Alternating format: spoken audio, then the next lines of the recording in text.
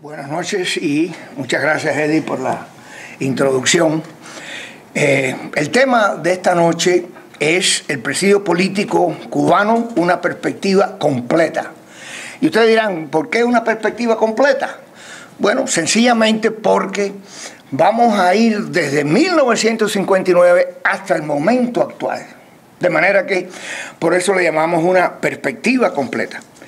Yo diría que el tema del presidio político cubano ha sido desgraciadamente uno de los menos conocidos fuera del ámbito cubano, ¿verdad? En el ámbito cubano se han escrito muchos libros muy buenos, no voy a entrar a nombrarlos a todos, pero muy buenas cosas que se han escrito, algunos también de una perspectiva global, uno en particular, y después otros libros como de Valladares, etcétera, que representan más bien una perspectiva vivencial desde el punto de vista de lo que ellos vivieron. Y yo diría que este tema tiene una gran importancia en lo referente a la causa de Cuba.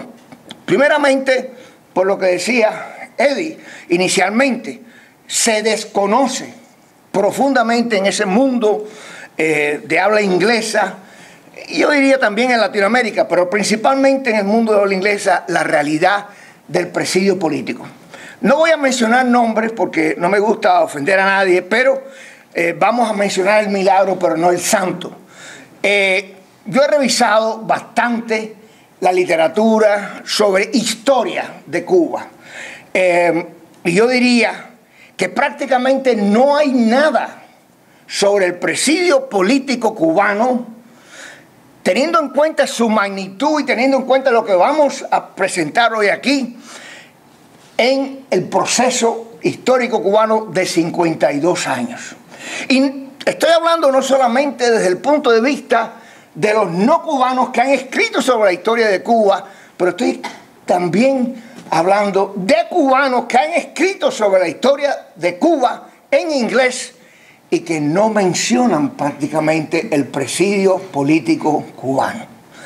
Esa es una realidad que tenemos que enfrentar, y yo quisiera, como conclusión de hoy, tal vez que pudiera salir algo con respecto a paliar ese problema, esa carencia de información. Obviamente el presidio político hoy en día, en este momento, se ha llenado de información mundial, como en ningún otro momento, yo diría, en la historia de Cuba, por la muerte de ese mártir, de ese hombre sencillo de pueblo, que dio su vida por sus compañeros que estaban presos, y estoy refiriendo obviamente a Orlando Zapata Tamayo. Ese es un hombre que definitivamente ha pasado a la historia de Cuba y tendrá que ser recordado como un símbolo de valentía, como un símbolo de solidaridad humana con respecto a sus compañeros. Recuerdo en un momento en uno de estos programas de televisión le preguntaron, bueno, pero usted se está cometiendo un suicidio, esto respecto a Fariñas, no a Tamayo. Y dice, bueno, pero Jesucristo, ¿qué fue lo que hizo? Dar su vida precisamente por los hombres, etcétera, etcétera. No vamos a entrar en la teología en este momento.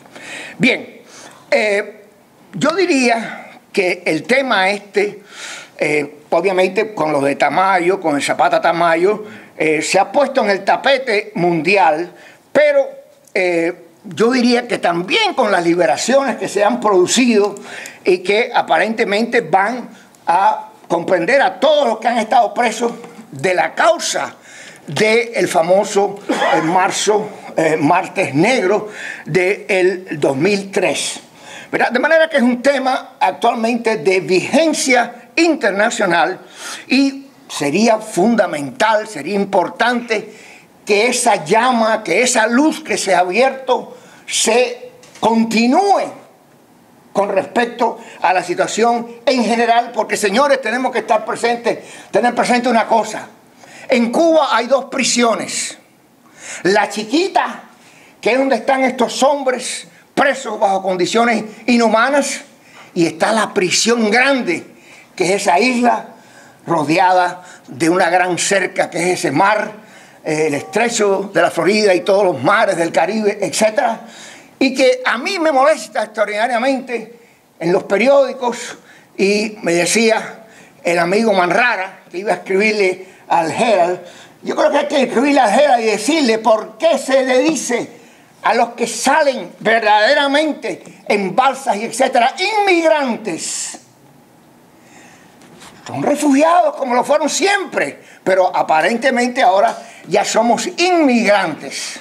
Y como me decía, o como decía un cubano que salió en balsa en los 60, decía, yo prefiero que me coman los tiburones a seguir viviendo en Cuba. Señores, hay que pensar en las condiciones que generan esa decisión. Y este señor, que era mecánico, pudo salir junto con su esposa y él, inventando una embarcación con un motor fuera de borda de una máquina de cortar hierba. Pues bien, el fenómeno del presidio político cubano es único en la historia de Cuba.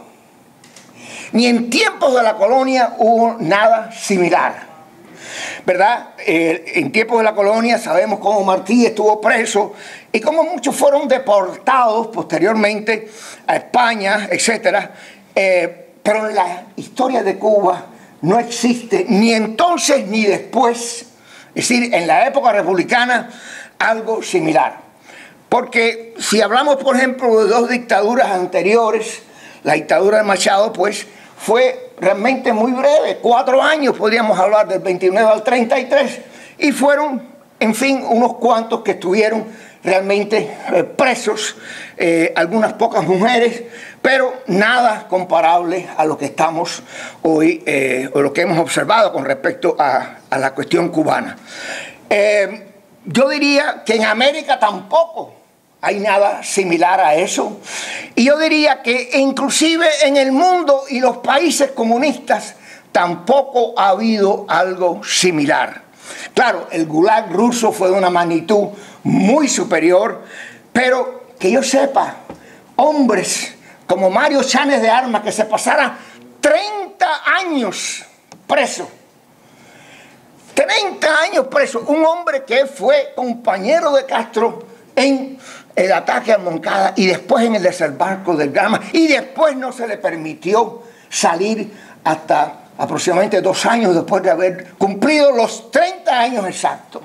Y tenemos el caso también de Huber Matos, que por simplemente renunciar a su posición, pues fue condenado. Cosas similares a eso, al menos yo no las conozco, si existieron en la Unión Soviética. Pues bien, yo quisiera aquí tocar algunos rasgos fundamentales. Yo tuve la experiencia del presidio de la Brigada 2506.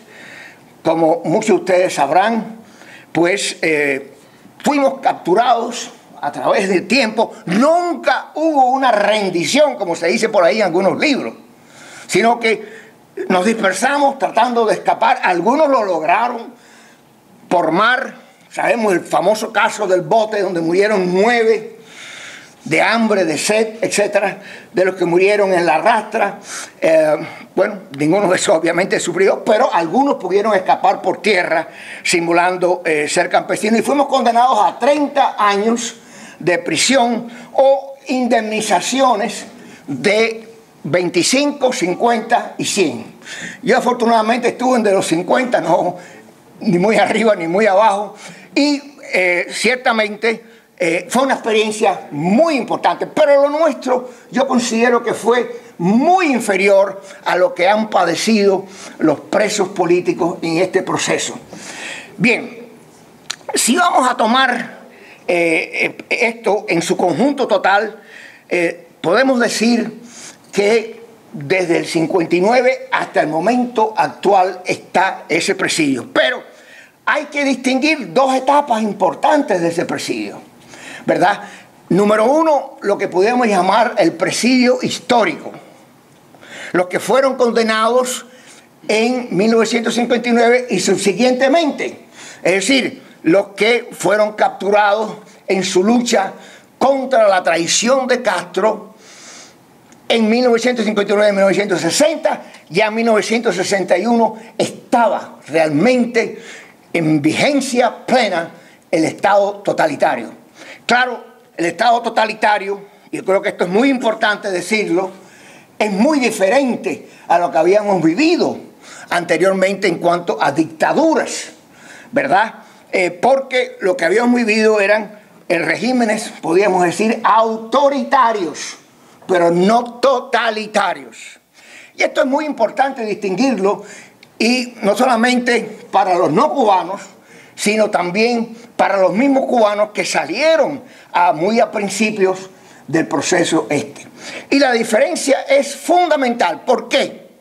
Porque en los otros regímenes de tipo autoritario, sencillamente estaba el aparato represivo que podía, en fin, matar, asesinar, etcétera, etcétera. Lo sabemos perfectamente. Hay que nada más que oír o hablar, abrir la revista Bohemia para ver todas esas cuestiones que estaba mencionando. Pero una vez que usted cayera preso, ya básicamente usted estaba salvo. Le puedo hablar de la experiencia de mi hermano, que cayó preso en épocas de Batista. Se le acusaba de ser miembro del 26 de julio y le dieron una pateadura que estuvo orinando sangre, pero gracias a las influencias, etcétera. Aquí está un primo hermano, nuestro tío Orlando tenía pues ciertas relaciones y logró sacarlo e irse al exilio. Es decir, es una situación que no existe actualmente a menos que se diera una gran cantidad de dinero, ¿verdad? Y esto es importante decirlo, pero el aparato totalitario es distinto. Existe ese elemento, vamos a decir, brutal, y que lo digan los que estuvieron alzados en el Escambray, de cómo se les torturó, de cómo, por ejemplo, se les llevó frente al paredón de fusilamiento, junto con otros igualmente, y se fusila a los que están al lado y no a él. Señores, eso es tortura psicológica de la peor especie, ¿verdad? Y yo diría que no es solamente eso, sino todo el ambiente socioeconómico se convierte en aparato represivo. Y ahí tenemos la educación. ¿Por qué Castro suprime totalmente la educación? Sencillamente porque la educación se convierte también en un ente represivo. Y ahí está en nuestra obra el ejemplo del expediente acumulativo del escolar.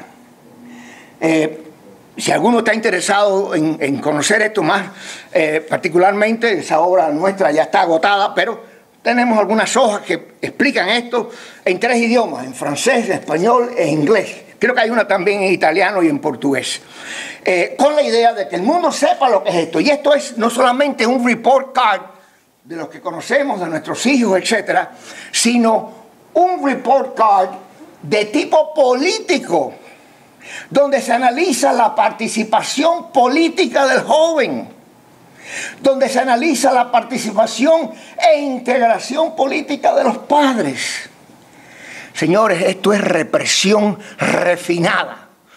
Refinada en un sentido que nunca la habíamos visto en Cuba, porque como decía, toda la estructura social se convierte en un aparato represivo. Y no podemos ahondar en esto porque no hay tiempo, pero ahí tenemos, por ejemplo, la economía. ¿Por qué Castro se ha opuesto a que haya ninguna privatización o elementos privados? Porque la economía se convierte también en un aparato represivo. Es decir, busca la sumisión del individuo en base a resolver sus necesidades más perentorias.